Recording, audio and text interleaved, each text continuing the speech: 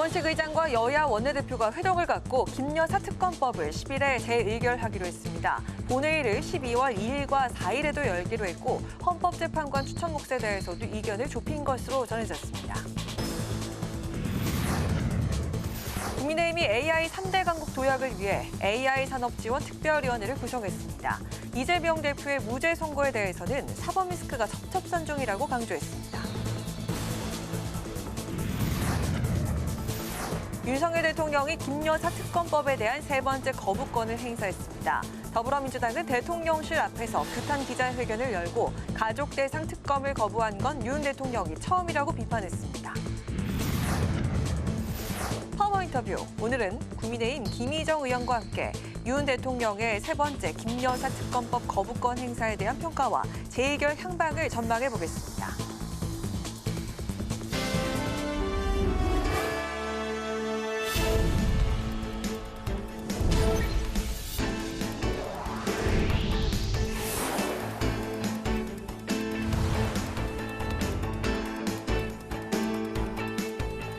여러분 안녕하십니까? 11월 26일 화요일 국회 라이브 6 시작하겠습니다.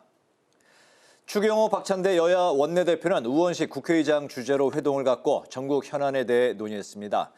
우 의장이 추진 의사를 밝혔던 해병대원 국정조사에 대해선 이견을 좁히지 못했습니다.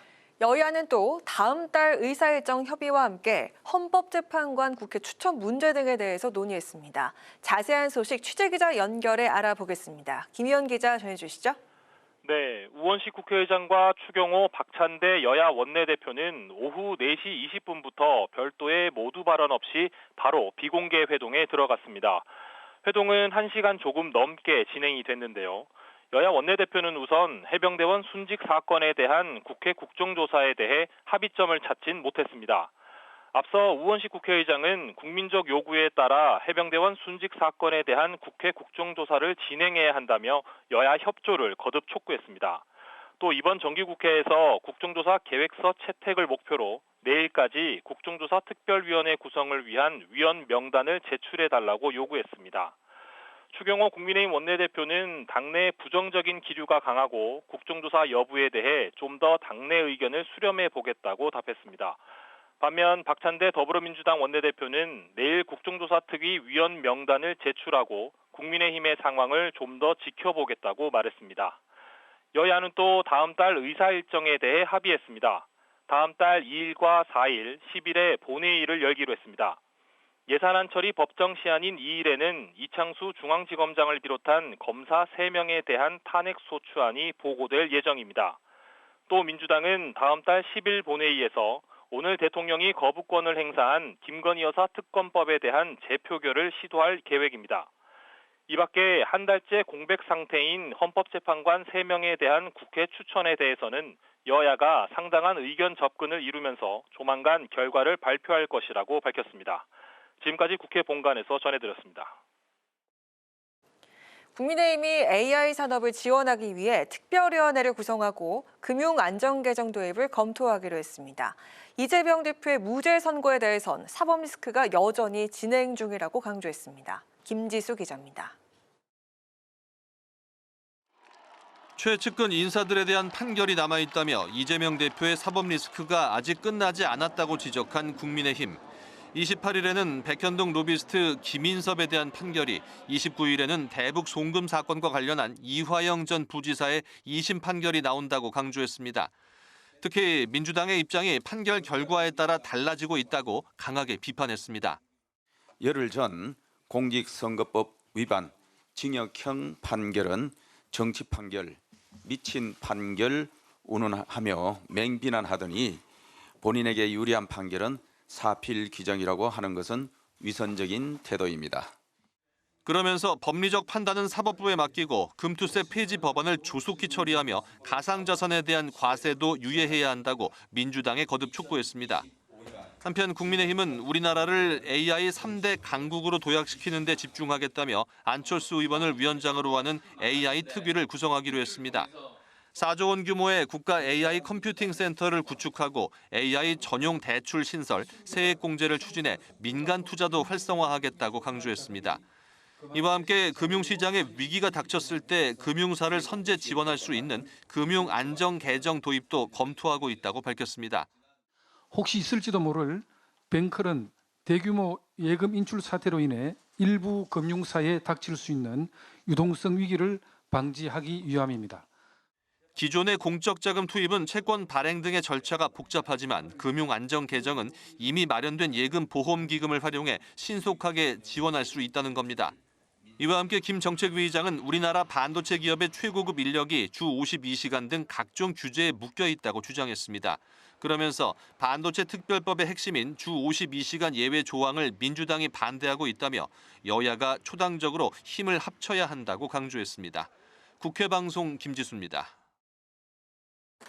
더불어민주당이 민생연석회의를 출범시키고 이재명 대표는 공동의장을 맡았습니다. 민주당은 윤 대통령의 김 여사 특검법 거부가 국민들의 정권 거부와 보수 괴멸로 이어질 거라고 압박했습니다. 김동희 기자가 전합니다. 위증교사 재판 1심 무죄를 받은 이재명 더불어민주당 대표는 오늘도 민생경제 행보에 박차를 가했습니다. 민생연석회의 공동의장을 맡은 이재명 대표. 소수 강자의 이익만 추구하면 양극화가 심해져 사회가 후퇴한다고 우려했습니다. 특히 전국민 소비 쿠폰 지급으로 골목 상권과 지역 경제를 살리는 등 국민 삶을 개선해야 하는데 현실은 그렇지 못하다고 지적했습니다. 공짜로 주다 보면 국민들이 자꾸 이런 거 기대지 않을까? 그런 심모 원려가 있는 거죠.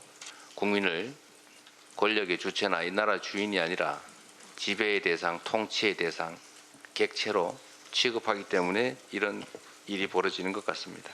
한편 민주당은 용산 대통령실 앞에서 기자회견을 열고 역대 대통령 중 본인과 가족 대상 특검과 검찰 수사를 거부한 건 윤 대통령이 유일하다고 목소리를 높였습니다. 대통령 취임 이후 2년 반 동안 총 25번째 거부권, 4.19 혁명으로 쫓겨난 독재자 이승만 이후 최악의 기록입니다. 결국 이승만 비참한 전철을 밟을 생각이십니까? 민주당은 다음 달 2일 본회의에서 이창수 서울중앙지검장을 비롯한 검사 3명에 대한 탄핵안을 보고할 계획입니다. 상설특검 후보 추천에서 여당을 배제하는 규칙 개정안 처리도 예고했습니다. 상설특검은 대통령이 거부권을 행사할 수 없어 바로 가동할 수 있지만 동시에 후보를 임명하지 않는 것에 대한 대안 조항이 따로 없어 윤 대통령이 상설특검 임명을 미룰 거란 관측도 나옵니다. 국회 방송 김동희입니다.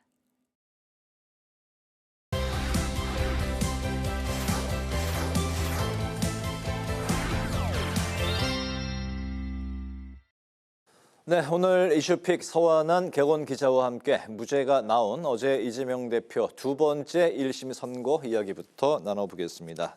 서완한 기자 어서 오십시오. 네, 안녕하십니까? 네, 어제 그 언론에서는 이재명 대표 무죄를 놓고 예상 밖이다 이런 이제 평들이 좀 많았던 것 같은데 법조계에서는 사실 무죄 가능성에 대한 거론도 꽤 있었다고요? 네, 그렇습니다. 원래 이 법조계에서는 지난해 이재명 대표에 대해서 구속영장이 청구됐을 때만 해도 이 위증교사 사건 유죄 가능성을 더 높게 점쳤습니다. 왜냐하면 당시 영장 전담 재판부가요, 이재명 대표의 영장 기각을 결정하면서도 이 위증교사 혐의는 입증이 됐다라는 취지로 설명을 했기 때문인데요. 네. 그런데 분위기가 바뀐 것은 이 이재명 대표의 목소리가 담긴 통화 파일이 공개가 된 뒤부터입니다. 이 적지 않은 법조인들이 이를 직접 들어보고 위증은 구체적으로 요구하지 않아서 모호한 부분이 있다라고 얘기를 한 건데요. 특히 이 판사이거나 판사 출신의 변호사들은 기억을 잘 되살려봐라 등의 내용의 발언 같은 경우는 통상적으로 볼 부분이 있어서 좀 모호하다라며 무죄를 점치기도 했습니다. 그리고 결국 어제 재판부도 이 위증교사, 교사범에게 검찰이 입증해야 하는 고의성 지점을 입증하지 못했다라면서 엄격하게 봤습니다. 검찰은 들었다고 해주면 된다라는 이 대표의 발언이 기억을 만들어내달라는 요구와 다름없다라고 주장을 했지만요. 재판부는 이 대표가 기억을 잘 해봐라라고 발언한 것은 위증의 고의성이 없다라고 봤습니다. 제 기억으로는 이제 박정훈 의원이 이재명 대표의 이제 그 파일을 녹취 파일을 이제 공개를 했는데 오히려 그 파일을 듣고 나서 법조계에서는 문제가 없다 이런 시각도 공존했었다는 말씀이시죠? 네, 그렇습니다. 모호한 부분이 있어서 무죄가 나올 가능성도 있다라는 얘기들이 나오기 시작한 겁니다. 네. 일단 민주당이 이제 한숨을 돌렸고 이재명 대표도 이제 마찬가지인데 올해 안에 선고가 이제 예고된 게 없기 때문에 사법 리스크가 이제 한동안 없을 것이다 이런 이야기도 나오고 있네요. 이제 거꾸로 김건희 여사 특검법에 대한 이제 공세에 나선다 그런 계획인가요? 네, 그렇습니다. 민주당은 이 이재명 대표의 15일과 25일 이 두 차례 1심 선고가 끝난 만큼 다시 공세에 고삐를 주겠다는 그런 분위기입니다.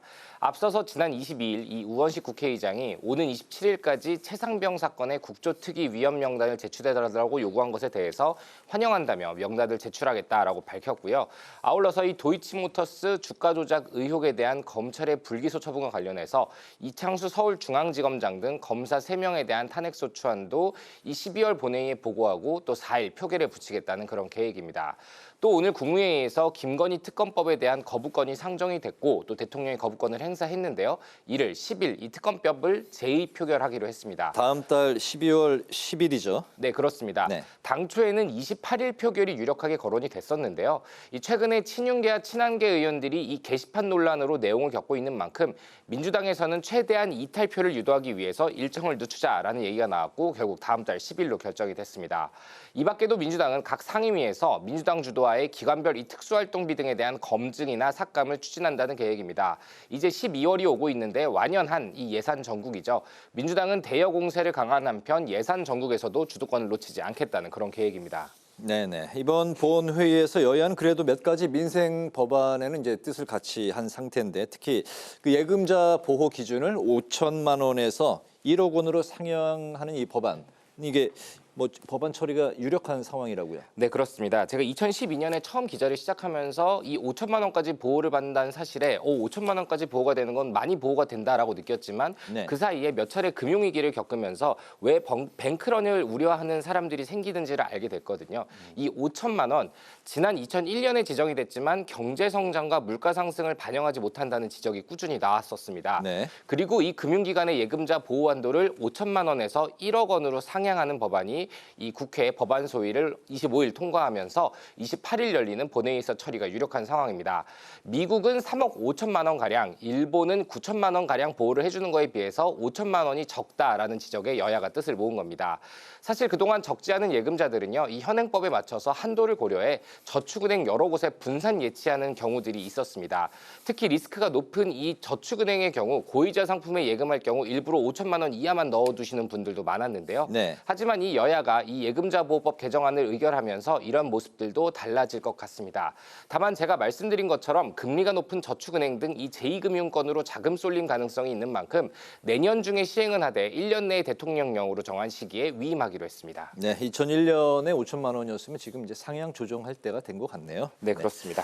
추가로 28일에 처리가 예상되는 법안들도 이제 소개를 좀 해주시죠. 오늘 그 과방위의 AI 기본법 등이 여야 합의로 처리가 됐죠? 네, 그렇습니다. 오늘 과방이 굉장히 보기 드문 그런 분위기가 좀 펼쳐졌습니다. 여야가 법안들에 대해서 이견을 보이지 않았고요. 30분 만에 AI 기본법과 단통법 폐지법을 통과시켰습니다. 일단 AI 기본법, 이 IT 업계가 손꼽아 기다려왔던 내용입니다. 인공지능 산업 육성 및 발전에 관한 법률안과 인공지능 산업 진흥에 관한 법률안입니다.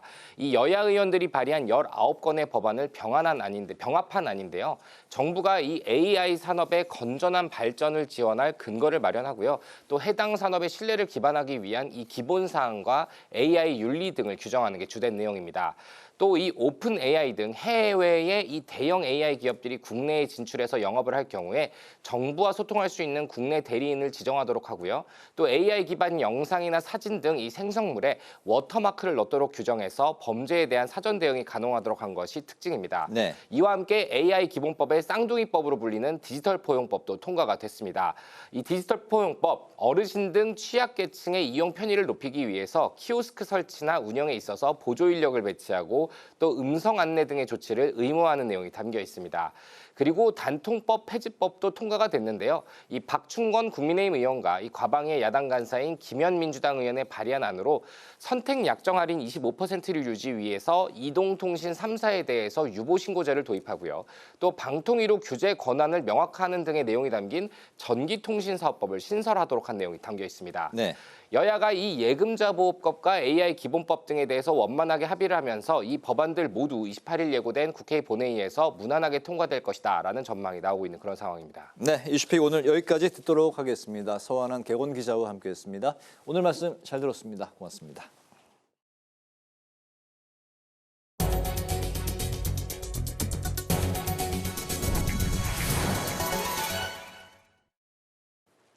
한동훈 국민의힘 대표가 군 복무 중 급성 백혈병에 걸렸지만 제때 치료를 받지 못해 사망한 고 홍정기 일병의 유족을 만나 국가배상법 개정안 통과를 약속했습니다. 한 대표는 과거 순직 군인에 대해서 충분히 보상할 만한 여력이 없는 어려운 시대에 개정된 헌법이 지금까지 유지되고 있다며 지적을 했습니다.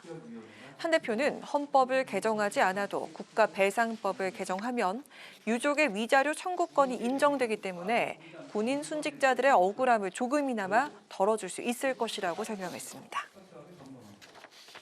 더불어민주당 초선 의원들의 모임인 더민초가 이재명 대표를 중심으로 윤석열 정권 퇴진 목소리에 힘을 보태기로 결의했습니다. 긴급 비상총회를 연 더민초는 이재명 대표와 함께 어떠한 난관도 끝까지 돌파해 나가겠다며 외압에 굴하지 않고 당의 단결과 안정 속에서 단일 대우로 나아가겠다고 밝혔습니다. 또 윤석열 정권 퇴진 100만 국민 행동의 날에 적극 동참하겠다면서 12월 7일은 국민이 주인임을 선언하는 날로 민주주의를 회복하는 행동의 날로 만들 것이라고 강조했습니다. 우원식 국회의장이 인천 송도에서 열린 아태 풍력에너지 서밋 개막식에 참석해 풍력에너지 활용의 중요성을 강조했습니다. 우 의장은 하루빨리 에너지 전환에 박차를 가하지 않으면 우리의 재생에너지 인프라 부족으로 수출기업 사업장 상당수가 해외로 이전할 것이라고 우려했습니다.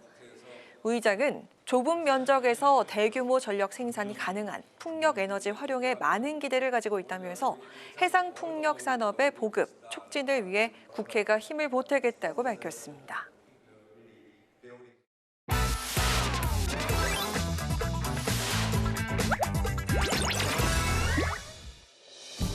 11월 26일 강아랑이 전해주는 정치권의 뜨거운 말말말 강아랑의 정치랑입니다. 오늘 첫 번째 주제는 총리 교체입니다. 임기 반환점을 돈 윤석열 대통령이 조만간 중폭 개각을 통해 국정 쇄신에 나설 것으로 관측되는 가운데 한덕수 국무총리 교체를 가장 먼저 시작할 것이라는 전망이 나옵니다. 한 여권 고위 관계자에 따르면 윤 대통령이 이미 일부 총리 후보자의 인사 파일을 살펴본 것으로 전해지고 있습니다. 총리 후보자 같은 경우 결국은 야당의 그 동의를 받을 수 있는 분이 협치하실 수 있는 분이 저는 필요하다고 생각합니다. 지금 기존의 정치인들 중에서 하는 것 외에는 대안이 쉽지 않지 않겠느냐. 일각에서는 야당 추천도 받아보는 게 어떠냐 하지만 국정운영 기조하고 맞지 않는 부분이 있기 때문에 그것도 쉽지 않은 부분이거든요. 지금 뭐 추경호 원내대표 얘기도 나오고 있고 총리 후보로 주호영 의원 얘기도 나오고 원희룡 전 의원 얘기도 나오고. 차기 총리 인선은 윤 대통령이 지명하면 국회 인사청문회를 거쳐 국회 표결로 결정되는 만큼 야당 동의가 반드시 필요합니다. 때문에 야당이 반대하지 않을 후보가 중요한 요건 중에 하나인데요. 차기 총리 후보군으로는 주호영 국회 부의장과 권영세 국민의힘 의원, 호남 출신인 이정현 전 의원, 조태용 국정원장, 이창용 한국은행 총재 등이 거론이 되고 있습니다. 윤 대통령이 차기 총리 인선을 통해 국정 쇄신과 함께 새롭게 출발하는 미국 트럼프 2기 정부와 경제 문제 등을 논의해야 하는 입장인 만큼 경제통인 이창용 총재의 하마평에 특히 집중되고 있습니다. 민생 경제를 좀 제대로 살릴 수 있는 적임자 이런 분이 좀 국무총리로 왔으면 좋겠어요. 뭐 이창용 한국은행 총재 같은 분을 국무총리로 좀 모셔야 되는 거 아니냐. 그게 이제 야당 비준 받기도 좀 수월하지 않겠느냐. 그럼 요 시점에 딱 맞는 인사 아니냐 그런 평가들이 있더라고요. 총리 교체는 역대 대통령들이 여야를 가리지 않고 정권의 위기가 올 때마다 내세운 카드기도 했는데요. 지난 2001년 재보궐선거에서 참패한 문재인 전 대통령이 김부겸 전 총리를, 문건 유출 파동의 지지율이 출렁이던 박근혜 전 대통령이 2015년 1월 이완구 전 총리를 인선한 게 대표적입니다. 대통령실은 개각에 대해 검증에 상당한 물리적 시간이 필요하다면서 속도전보단 신중함을 강조할 상황이기도 한데요.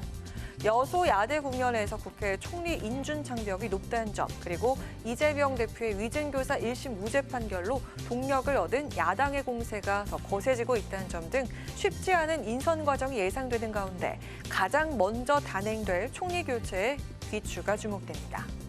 이어서는 두 번째 주제는 조국의 운명입니다.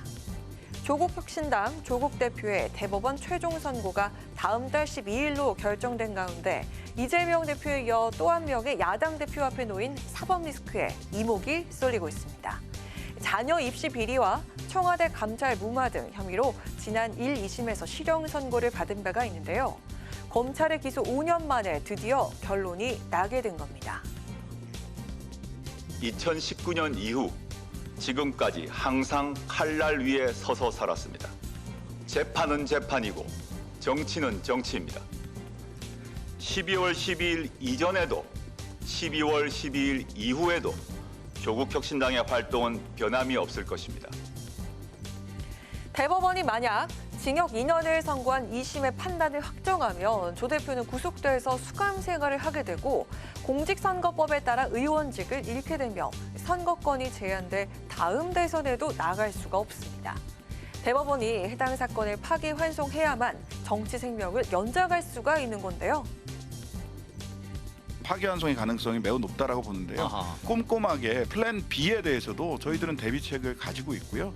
예, 그 대비책에 따라서 따박따박 갈 겁니다.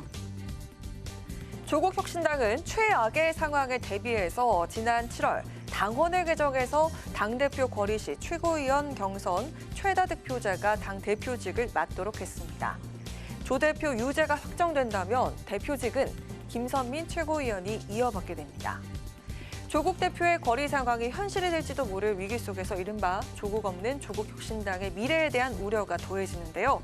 당의 존폐를 비롯한 민주당과의 합당설까지 다방면의 논의가 이어질 것으로 보입니다. 지금까지 강아랑의 정치랑이었습니다.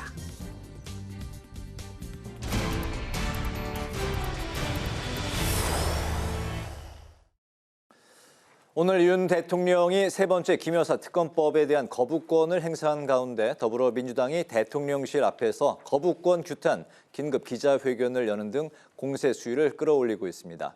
민주당 이재명 대표의 위증교사 1심 무죄 판결로 동력을 얻은 민주당 향배에도 이목이 집중되고 있는데요. 한민수 민주당 의원과 전화로 연결해서 자세한 당내 상황을 들어보겠습니다. 의원님 안녕하십니까? 안녕하세요. 네, 안녕하십니까? 서울 강북을 국회의원 한민수입니다. 네. 여야 원내대표 회동 결과 김 여사 특검법 재의결 시점이 다음 달 10일로 이제 합의가 됐습니다. 민주당 요구에 따라서 이렇게 변경이 된 건지 또 재표결 시점을 앞서 검토한 이유는 뭔지 오늘 그 첫 번째 좀 질문을 드려볼까요? 예, 저도 여야 원내대표들이 국회의장과 함께 회동을 갖고 다음 달 10일 날 김건희 특검법에 대한 재의결을 하기로 합의했다는 전화를 받았습니다. 전달 받았는데요. 대통령이 또 오늘 거부권을 행사했지요. 근데 세 번째입니다. 역대 우리나라 대통령 중에 본인이나 가족을 대상으로 한 특검이나 수사를 이렇게까지 거부한 사람은 정말 우리 헌정사의 윤석열 대통령 한 분뿐입니다. 이제는 우리 국민들 판단에서 서지 않았겠습니까? 대통령께서 예전에 대선 후보 때 얘기했죠. 특검을 거부하는 이유는 죄를 지었기 때문에 그랬다고 얘기했습니다. 그러면 국민들이 의심할 겁니다. 한 번도 아니고 두 번도 아니고 세 번째입니다. 이렇게 할 수는 없는 거죠. 그리고 10일, 내달 10일까지 동안에 우리 야당은 물론입니다만은 국민의힘 의원들께서도 정말 이렇게까지 대통령이 정말 무도하게 염치 없이 본인 가족이나 관련된 의혹에 대한 특검을 거부하는 이유를 곰곰이 되새겨볼 필요가 있습니다. 그리고 모든 여론 지표상에 나오지 않습니까? 김건희 특검법에 대한 찬성 여론이 압도적으로 높습니다. 그런데 국민의 뜻을 받들어서 정치를 해야 되는 국회의원들이 또다시 용산 눈치나 보면서 대통령 바라보면서 다시 또 폐기시킨다? 그 후폭풍을 국민의힘 의원들이 감당할 수 있겠습니까? 저는 이 재의결 표결 시점이 뭐 중요하다기보다는요. 정말 이번만큼은 국민의힘 의원들도 국민들이 원하는 특검법 받아서 아니 떳떳하면 수사 받으면 될 거 아닙니까? 그리고 죄가 없으면 밝혀지는 거고요. 죄가 있으면 아니 법 앞에 모든 사람이 평등한 거 아닙니까? 대한민국은 대한민국 국민이 주인입니다. 윤석열 대통령 부부가 주인이 아닙니다. 그걸 분명하게 이번 국민의힘 의원들도 인식하고 거기에 맞는 표결을 했으면 좋겠습니다. 네. 자, 그리고 그 이재명 대표의 어제 판결 직후에 의원님을 비롯한 많은 의원들이 법원 앞에서 감격스러워하는 모습이 참 인상적이었는데요. 이 사법부 판단은 김진성 씨가 위증을 했지만 이 대표 고의성이 인정이 되지 않는다 이런 취지였습니다. 항소심 과정에서 다툼의 여지가 있을 것이다 이런 평가도 나오는데 어떤 의견 갖고 계실까요? 검찰은 즉각 항소를 하겠다고 입장을 밝혔지요. 근데 저는 검찰에게 지금 윤석열 검찰 독재 정권의 검찰에게 묻고 싶습니다. 이게 정말 기소할 거리가 됐는지를 묻고 싶어요. 22년 전 사건입니다. 이걸 가지고 다시 억지 기소를 하고 짜집기 수사를 했습니다. 이번 무죄 판결로 모든 게 드러나지 않았습니까? 검찰이 항소한다고 해도 저는 바뀔 건 아무것도 없다고 봅니다. 재판정 판시 내용을 한번 보십시오. 김진성 씨의 진술의 신빙성을 문제 삼고 있습니다. 다 아시는 것처럼 김진성 씨는요. 지금 알선수재 등의 혐의로 70억 원이 넘는 알선수재 혐의가 있습니다. 2건이나 됩니다. 근데 검찰이 2년 넘도록 기소 자체를 안 합니다. 우리 국민들이 다 판단할 거 아니겠습니까? 여기에 대해서는 저는 글쎄요. 아무리 항소를 한다고 해도 뒤집힐 가능성은 없다고 봅니다. 무죄가. 그리고 그 30차례의 전체 녹취록이 있지 않습니까? 오직 하면 재판장이 그 30분간을 모두 듣자고 했겠습니까? 검사가 반대하는데. 거기에 보면은 이재명 당시 지사죠. 지금 이재명 대표께서 12번에 거쳐서 얘기합니다. 기억나는 대로 말씀해달라. 못 본 거나 안 들은 얘기는 하지 말라고 얘기를 합니다. 있는 대로 얘기해달라고 합니다. 이게 위증교사입니까? 이번 판결은 사필 규정이었다 이렇게 보고 있습니다. 네. 국민의힘에서는 사법부 판단을 이제 존중한다라는 이제 입장이면서도 2심에서 판결이 뒤집힐 거다 이런 견해도 동시에 공존하고 있습니다. 이재명 대표의 리더십을 비롯한 향후 정치적 미래 좀 어떻게 보고 계실까요? 저는 뭐 이번 판결이 이제 무죄가 났습니다만 다른 결과가 나왔다고 하더라도 우리 국민들이 판단을 이미 다 했습니다. 윤석열 정권 2년 반 동안 뭐 했습니까? 정말 민생을 챙겼습니까? 외교 안보를 챙겼습니까? 뭘 했습니까? 경제를 챙겼습니까? 오로지 지난 대선에서 본인과 상대했던 0.73%로 진 그 상대 후보에 대한 2년 반 동안 탈탈 터는 무죄에 대한 수사밖에 한 게 더 있습니까?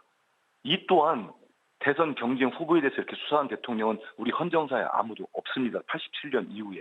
그렇기 때문에 우리 국민들 마음속에는 이미 검찰이 기소권, 수사권을 남용했다. 이건 정치적 수사다. 이런 판단이 있습니다. 그래서 전 이재명 대표의 어떤 정치적 입장이랄지 대선 후보로서의 입장이랄지 이런 것들은 또 강화되면 강화되지 약화된 이유는 없고요. 이 자리를 빌어서 국민의힘과 한동훈 대표에게도 딱 한 말씀만 드리고 싶습니다. 자꾸 이상한 말씀하지 마시고 집권당 대표답게 집권당 의원들답게 민생 좀 챙기십시오. 그런 사법 얘기할 시간에 저는 그런 말씀 드리고 싶습니다. 네, 오늘 말씀 여기까지 듣도록 하겠습니다. 고맙습니다. 네, 감사합니다. 예. 지금까지 한민수 더불어민주당 의원과 이야기 나눠봤습니다.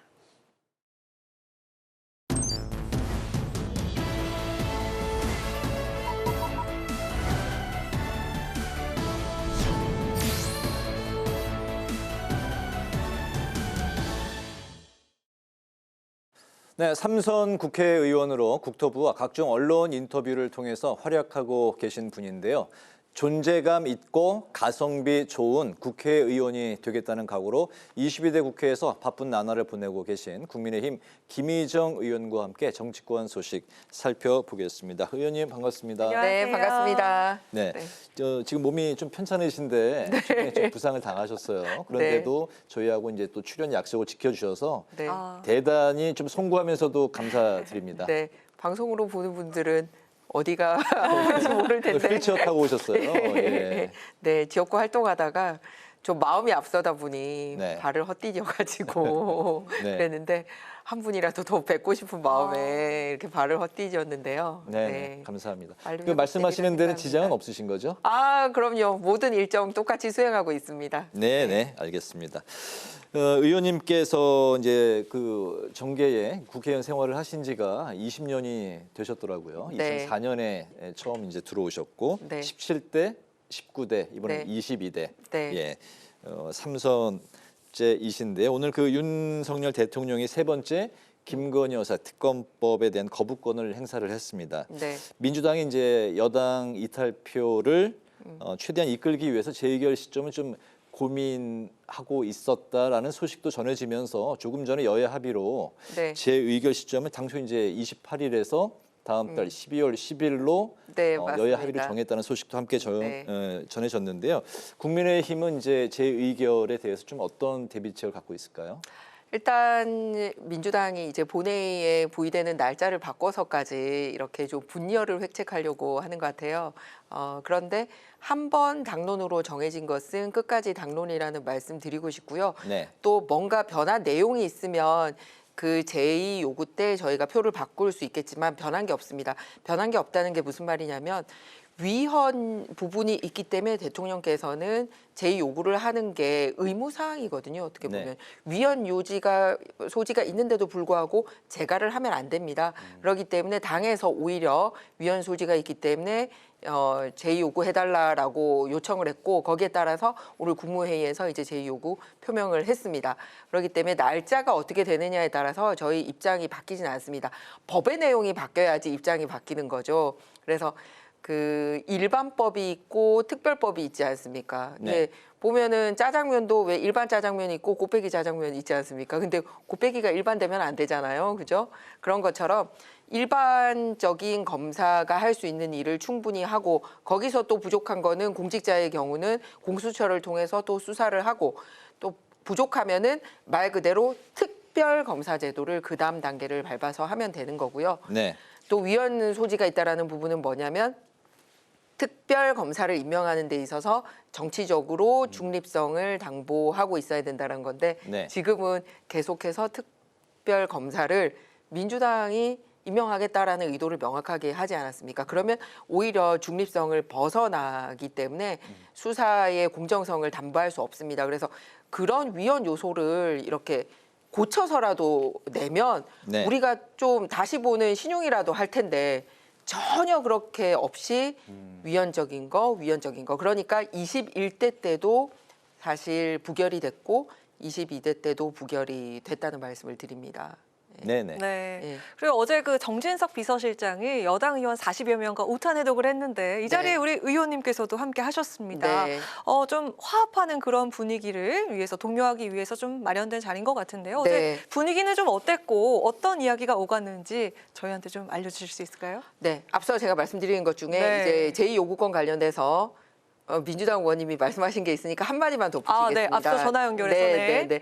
미국의 우리가 잘 아는 루즈벨트 대통령 네. 635번의 제2요구권을 행사했습니다. 그런데 그것만으로 루즈벨트 대통령이 아주 나쁜 대통령이거나 이렇게 역사가 평가하고 있지 않습니다. 그렇기 때문에 제2요구권은 헌법이 인정한 권리이고 오히려 안 하는 게 헌법을 지키지 않을 요인이 있기 때문에 미국의 사례를 봐서도 이렇다라는 말씀을 추가로 드리고 어제 이제 대통령실과 여당원들의 자리는 특별히 누구는 초대하고 누구는 하지 않고 그런 자리가 아니었습니다. 몇 번 날짜를 나눠서 여러 의원들을 초대를 했고요. 그랬던 저 같은 거군요. 경우는 이제 어제 시간이 돼서 이제 참석을 하는 시간이 되는 의원들마다 이렇게 자리를 하게 네, 된 몇 차례 나눠서 했습니다. 그래서 이제 어제 참석한 사람 뭐 특별한 사람 아니야? 이게 아니라 네. 날짜를 몇 개 해서 여러 차례 시행을 했고요. 이제 워낙 의원들마다 상임위별로 일정이 다르다 보니 그렇죠. 참여를 했고 저는 이제 어제 네. 점심시간이 가능해서 했고요. 주요 내용은 이제 예산과 관련돼서 내년도 예산안 심의를 하고 있는데 고생하고 있다. 소수당으로서 이런 내용입니다. 왜냐하면 잘 아시겠지만 이번에 우리가 체코 원전 나오고 뭐 이렇게 성과 거두고 있지 않았습니까? 그런데 과거 이제 민주당 정권에서 이런 원전을 확 없앴었고요. 그러다 보니 원전과 관련된 내용이라든지 뭐 소형 원전이라든지 이런 예산 다 깎으려고 하고 있습니다. 이런 거 지켜내고 있고 그래서 또 각종 예산을 지키는데 소수 여당으로서 고생하고 있다. 왜냐하면 예산이 확보가 돼야지 내년에 정부가 잘 돌아가니까 그렇게 격려하고 그다음에 대통령과 의원들 간의 네. 소통의 자리도 중요하지만 실제 대통령실에 대통령을 보좌하고 있는 여러 수석들이 정진석 실장뿐만 아니라 전 수석 다 참여를 했습니다. 네. 그래서 좀 언로가 열려 있어야 되지 않냐. 수시로 대통령하고는 직접 통화가 안 돼도 예를 들어서 당신들 똑바로 모셔야 되지 않냐. 예를 들어서 제가 표현을 좀 과격하게 하자면 네. 이게 민심인데 내 지역구 가보니까 이렇다라는 얘기를 아무래도 자주 봐야지 얘기를 할 수 있지 않겠습니까? 그래서 어제 정진석 대통령 실장뿐만 아니라 대통령실 전 수석들이 참여를 해서 의원들과 그렇게 그 이번 국회를 하면서 있었던 일에 대한 교감 서로 전달해야 될 내용이 없는지 이런 자리였습니다. 네네. 방금 그 휠체어 타고 어제 뭐 참석하셨던 사진도 네. 방송으로 함께 나갔네요. 네. 이재명 민주당 대표 이제 위증교사 1, 2심 이제 무죄 판결 이제 어제 났습니다. 여야 반응이 이제 당연히 좀 엇갈리고 있는데 민주당이 이제 환호했고 한동훈 국민의힘 대표는 위증한 사람만 유죄고 위증 교사한 사람은 무죄 판단은 수긍하기 어렵다 이런 입장을 냈습니다. 어제 선고 결과 좀 어떻게 지켜보셨고 앞으로 이제 이 선고가 2심에서 좀 다른 판단이 나올 수도 있다고 보실까요? 어떻습니까? 이거 하나만 놓고 보긴 힘들지 않습니까? 왜냐하면 이재명 대표는 이미 전과 사범에 지난 며칠 전에 있었던 데에서는 어쨌든 1심에 징역형을 받았습니다. 그때는 뭐라고 얘기를 했냐면 이거 그 검찰이 이런 식으로 하면 되냐. 대통령실에서 짠 프레임에 소위 이렇게 짠 거에 끌고 간다라는 식으로 얘기를 했었거든요. 네. 근데 어제는 이재명 대표께서 직접 진실과 정의를 되찾아준 재판부에 이제 감사드린다 이렇게 얘기를 했습니다. 저는 뭐냐면 하나하나 디테일에 관련돼서 예를 들어서 위증 교사범은 무죄를 했는데 위증법은 이렇게 그 500만 원이 나왔다. 이런 디테일 관련해서는 각각 평가를 할 수 있다고 봅니다. 하지만 일주일 차이로 이렇게 재판부에 대한 평가를 달리하는 거야말로 너무 눈 가리고 아웅하는 게 아닌가. 그렇다면 오히려 지난번에 선거법 위반 나왔을 때도 똑같이 이렇게 멘트를 하셨어야죠. 진실과 정의를 되찾아준 재판부에 감사한다라고 얘기를 했어야죠. 그렇기 때문에 그 재판부나 검찰 전체에 대한 평가는 똑같이 가야 되고 제가 보기에는 그때도 존중하면 이번도 존중해야 되고 그때 비난을 하면 이번에 비난해야 된다고 생각합니다. 다만 안쪽의 디테일 관련해서 법정 다툼이 있는 그런 디테일 관련돼서는 사건별로 다르니까 저는 언급을 할 수 있는 부분이라고 생각합니다. 네. 그런 면에서 한동훈 대표가 워낙 거기도 이제 법조인 출신이잖아요. 그러니까 이례적인 부분에 대해서 얘기를 한 것 같습니다. 오늘 아침 모 언론에서도 2022년 이후에 있었던 위증 교사와 관련된 재판에 대해서 분석을 한 게 있더라고요. 네. 그러면은 위증을 한 사람이 자백을 했을 경우에 위증 교사범이 무죄를 받은 경우가 딱 한 건밖에 없었습니다.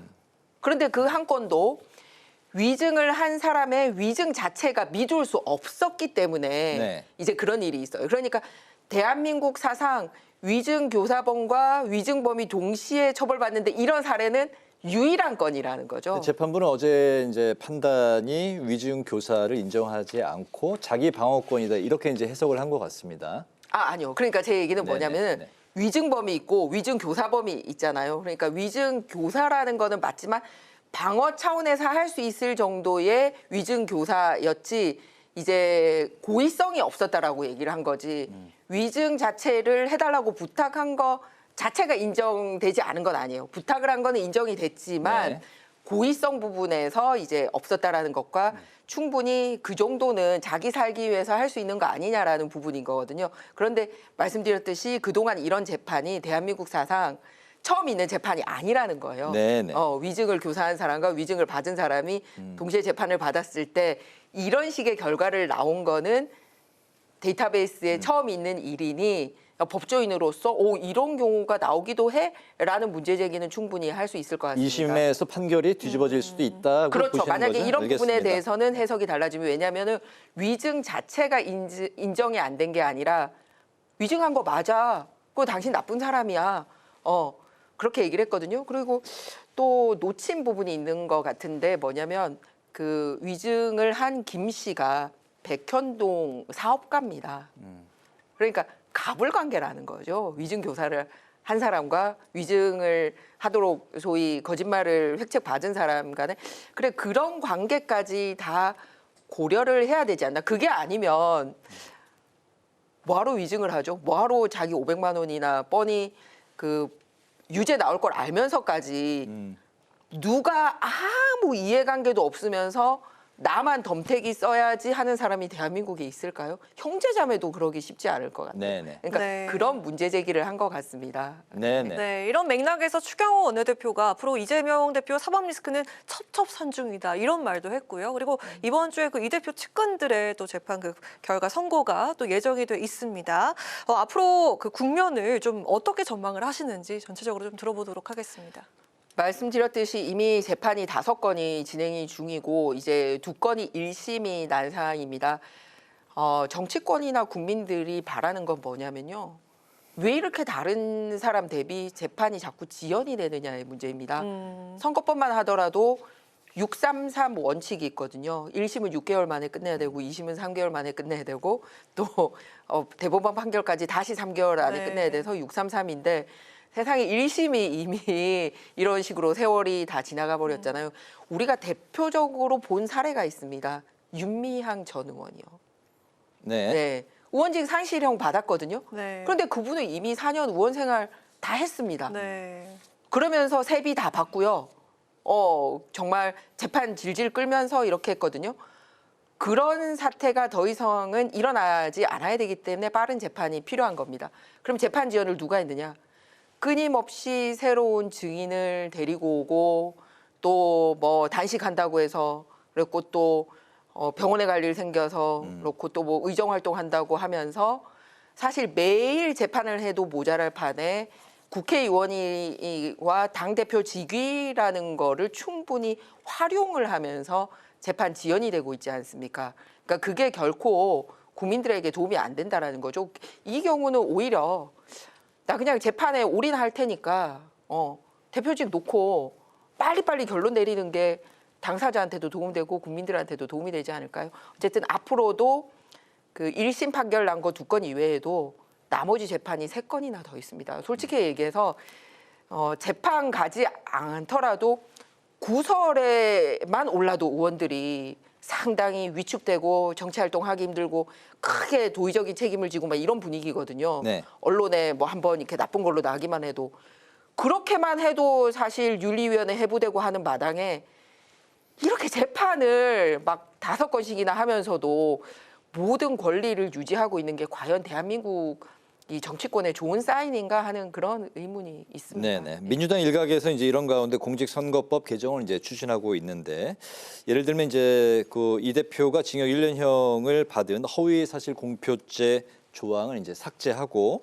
또 당선 무효형 기준을 100만 원에서 이제 1000만 원으로 상향하자 이런 안인데요.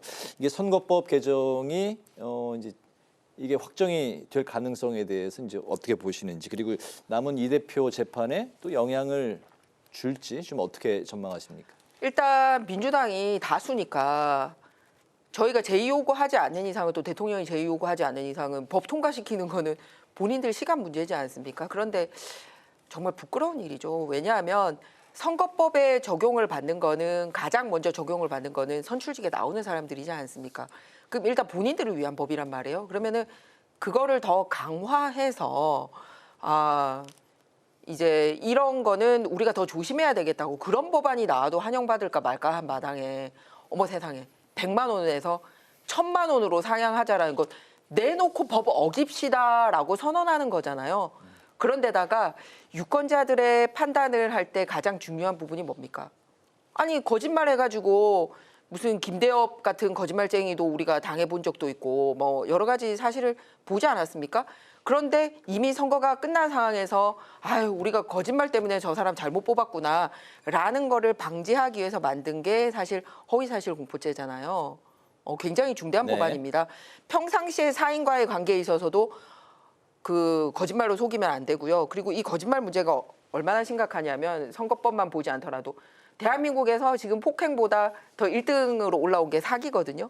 그 사기가 거짓말이고 그게 선거법으로 얘기하면 허위사실 공포거든요. 네네. 그러니까 우리 사회가 지금도 이 사기 때문에 제가 있는 국토위에서는 전세 사기 이런 게 다 허위사실 공표고 이런 게 다 거짓말이고 한데 네. 그거를 내놓고 범죄가 되지 않게 하자 누구를 위해서 그런 겁니까? 오로지 한 명을 위해서. 네. 선거판 자체를 어지럽혀도 한 명을 구하기만 하면 된다라는 이 생각 저는 굉장히 잘못했다고 모든 국민들이 판단하리라 생각합니다. 네, 그리고 내년 1월에 트럼프 2기 행정부가 출범을 하는데 지난주에는 또 이렇게 방미 의원대로 미국을 네. 또 다녀오셨더라고요. 이거 뭐 시간이 맞아서 그런 건 아니고 또 이거 전문 분야로서 또 이렇게 다녀오신 거잖아요, 그렇죠? 네. 네. 대선 직후에 이제 우리나라 쪽 미국 전문가들이랑 미국 쪽에서 한국 전문가분들하고 곧바로 이제 전략 포럼을 열어야 되겠다라는 거는 여름에 이미 잡아줬습니다. 이미 그때는 근데 이제 트럼프가 이길지 해리슨이 이길지도 모르지만 대선 이후에 이런 모임이 필요하다라는 공감대는 양국이 하고 있었습니다. 그래서 이제 준비를 하고 있었고 트럼프가 됐고요. 그러다 보니 사실 저 이외에 가신 분들은 대부분 이제 국회 외교통상위원회인데 저는 네, 국토위원회인 국토위시잖아요. 이유가 뭐냐면 네. 사실 미국에 굉장히 많이 진출하고 있는 것 중에 하나가 저희가 자동차, 그렇죠. 반도체 이런 부분입니다. 네. 그런데 자동차 중에서도 특히 배터리 자동차 관련돼서는 요 앞선 정부에서는 사실 투자를 할 경우에 여러 가지 세제 혜택을 주겠다라고 해서 한국 기업들이 상당히 미국에 네. 투자를 해준 상태입니다. 네. 그런데 지금 이제 트럼프 대통령 쪽에서는 보호무역주의를 하고 있고 관세 장벽을 만들겠다라고 하고 있는 상황이지 않습니까? 그렇기 때문에 현장에서 우리 진출하신 이제 우리 기업인들도 만나서 현장 분위기도 얘기를 들었고요. 그리고 미국에도 아니 다르지 않느냐. 모든 나라와 똑같은 것과 동맹국이 똑같다면 동맹의 가치가 비단 안보에만 존재를 하는 게 아니다. 그리고 경제 안보와 이 군사적 안보가 굉장히 맞물려서 돌아가고 있기 때문에 그 한국의 경우는 정말 믿고 이렇게 투자를 했고 그 투자가 미국인들의 일자리를 만드는 데도 기여를 하고 있고 네. 해당 주에서도 상당히 환영을 받고 있기 때문에 트럼프 내각에서 이런 걸 고려를 해야 된다라는 주장을 지속적으로 했고 이제 좋은 이 응답들을 이제 뭐 정부가 아직 꾸려진 게 아니기 때문에 공식적인 응답은 아니지만 네. 한국에 대해서 좋은 얘기를 해줄 수 있는 각계 지도층들과 의원들로부터 좋은 화답을 받아왔습니다. 네. 부상 중에 휠체어 타시고 미국까지 갔다 오셨네요. 네. 성과가 네. 있었습니다. 예. 네. 아무튼 네. 곧 쾌차하시길 바라겠고요. 부산 연제구에서 이제 같은 지역구에서 지금 3선을 하신 네. 거죠. 예, 20년 전에도 하셨고 네. 20년 만에 이번에 다시 또 하셨습니다. 여러 이제 감회가 새로우실 것 같고 네. 그만큼 각오도 또 남다르실 것 같습니다. 22대 국회에서 좀 어떤 계획으로 어떤 의정 활동을 하고 싶으신지 네. 마지막 질문 드려볼게요. 17대에 기회를 주셨던 것도 19대에 다시 이번에 또 8년 만에 기회를 주신 것도 다 정말 한 분 한 분 제가 이 방송에서 그냥 감사합니다라고 표현하기 힘들 정도로 감사한 일이죠. 네. 그런데 이제 그 제가 쭉 온 것보다는 조금 좋은 점이 있었던 게 뭐냐면 현장을 정말 발로 뛸 수 있었다라는 겁니다. 네. 그러다 보니 사실 보고서를 통해서 보거나 또는 정제되게 얘기를 듣는 것 이외에 제 자신이 공직에 있지 않으면서 8년을 소위 바닥을 다녔으니까 네.